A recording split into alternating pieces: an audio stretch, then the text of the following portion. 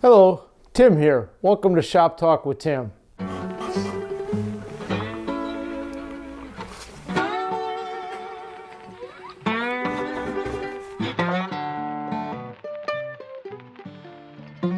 I know probably many of you have watched Crazy Cat videos. I know I have, and I'm not going to do a Crazy Cat video, but this video is dedicated to Allie, my shop cat, and she's no longer with us. So this is dedicated to those of you that have had a shop cat or a dog in your shop and became a companion. So I want to take you back, and I'm sure you're wondering what this Lego cat here is doing. I'll get to that in a minute. Years ago, I had a dog in the shop, and the dog was, I just loved having a dog to play with and, just be a good companion.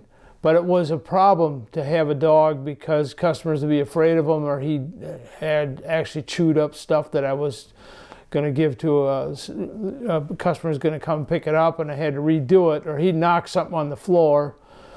So having an animal in the shop is a pain.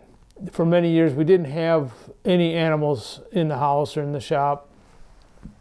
And then my youngest daughter happened to be in a place where she was playing with some cats, and she really wanted one.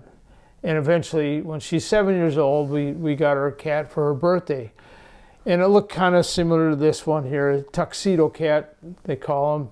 And you can see the picture. And she stayed in the house. My daughter took really good care of her. Her older siblings are moving out of the house, and so she needed somebody to care for, and that cared for her. And the weird thing is, I never really liked cats much. So I didn't really care. I'm a dog guy, so I didn't really care for cats. But this cat, for some reason, liked me a lot.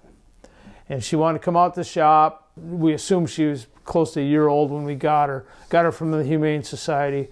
So we assumed she was an Allie cat. So we kind of, I don't know if that's the reason why, but we ended up naming her Allie, A-L-I.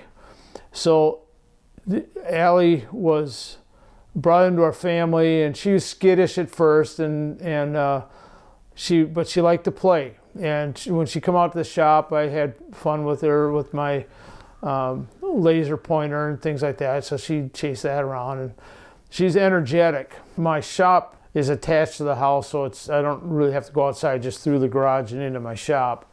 And she was always at the door wanting to go out. She just wanted to be outside. And so I bring her out to the shop, but I had to be careful that the shop door was shut, because if she got out, she'd run around the neighborhood, and we're afraid she'd maybe get hit by a car or something like that. One day she was gone for a couple, 2-3 nights in the winter, and she came back, and we didn't know what happened, but so we tried to keep her in the shop, and she just loved sitting and looking out the window and sleeping on top of things. I had to learn to keep my coffee cup and my walnut oil finish out of her reach. So she'd lick my coffee cup, and as she got older, she's shedding a lot of hair, so that hair ended up in glue, and it'd stick on my clothes and things like that.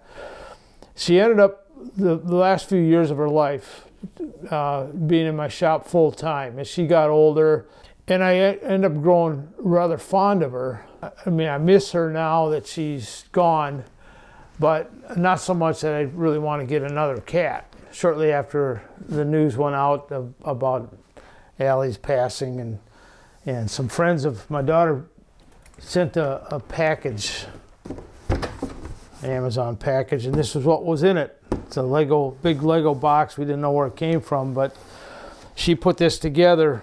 It looks just about exactly like her, except Allie had total black tail. I'm not much of a Lego guy myself. I'm more a wood guy, but I found something really interesting while looking up pull toys. Some time ago, I did a little research on pull toys and found out that Lego originally was a pull toy or wooden toy maker.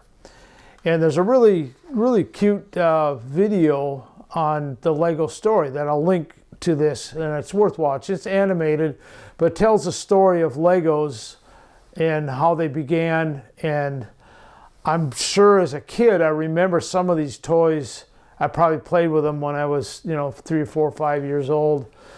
And I just never had any myself. And I never had the bricks myself. My kids had them, but I never had them.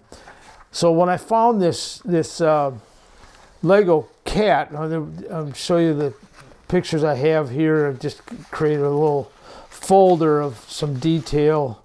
This is a pretty famous toy that they made, this duck pull toy.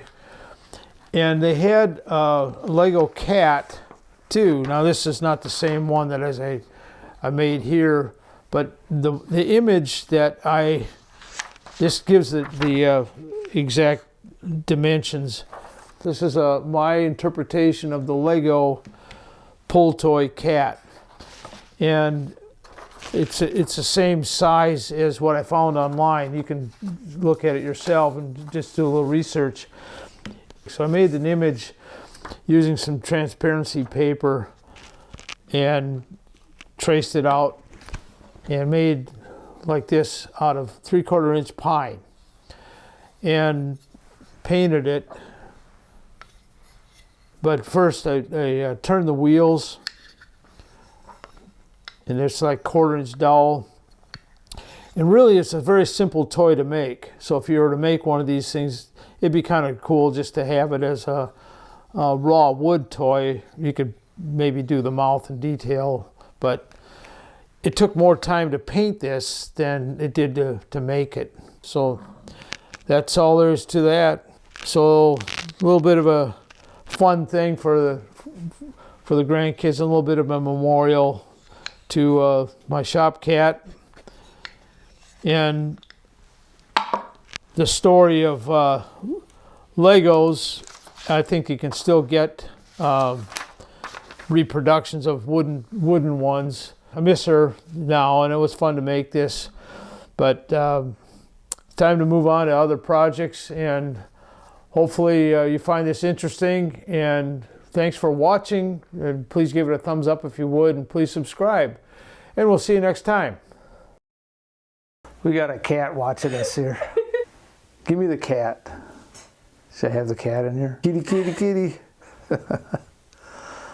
Well, she likes it too.